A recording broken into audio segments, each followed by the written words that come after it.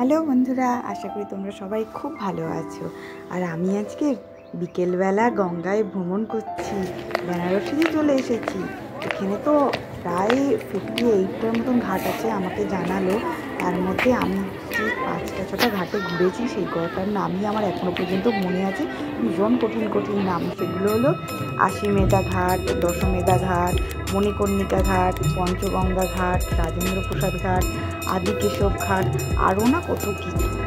এত কঠিন কঠিন নাম মনে রাখা যায় না, কি বলো তো? আর এই ঘাটটার নাম আমি একদমই বলিনি, কিন্তু এটা আমাকে এমনিই আমার মনে হয়ে গেছে। এটা হলো দশমেধা ঘাট। এইখানে এই সুন্দর যে গঙ্গা আরতিটা দেখছো, এইখানে আমার প্রায় 30 মিনিটের মতন এই গঙ্গা আরতি হয়েছে।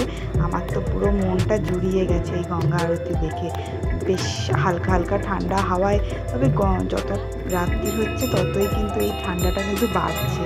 কিন্তু যাই হোক, এরকম এত সুন্দর আরতি, আর পেছনে সামনে চারদিকে প্রায় অসংখ্য মানুষ ভিড় করে এই সুন্দর মনোরম দৃশ্যটাকে, গঙ্গার আরতিটাকে সুন্দরভাবে উপভোগ করছে।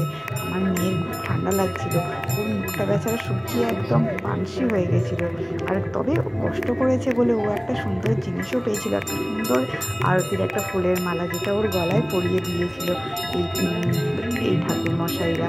ও তো সেটা পেয়ে মোটামুটি খুব খুশি। আর এই আরতিটা তারপরে বেশ শান্ত শিষ্ট হয়ে দেখলো। আর এই আরতিটা যতক্ষণ চলছিল, চারদিকে যে কী সুন্দর একটা অদ্ভুত মনোরম একটা পরিবেশ সৃষ্টি হয়েছিল, সেটা আমি ঠিক বলে বোঝাতে পারবো না। এটা জানার জন্য বোধহয় ওখানেই যাওয়াটা খুব জরুরি। আর এই সুন্দর শঙ্খধ্বনি দিয়ে আজকে আরতিটা শেষ হলো। আর সবার শেষে আমার মুখে হাসি ফুটে যখন লাস্টে এসে রুমে পৌঁছালো। আজকের জন্য তো এইটুকু, এই আরতি দিয়ে আমি শেষ করলাম। কেমন লাগলো অবশ্যই জানিও কিন্তু। আজকের জন্য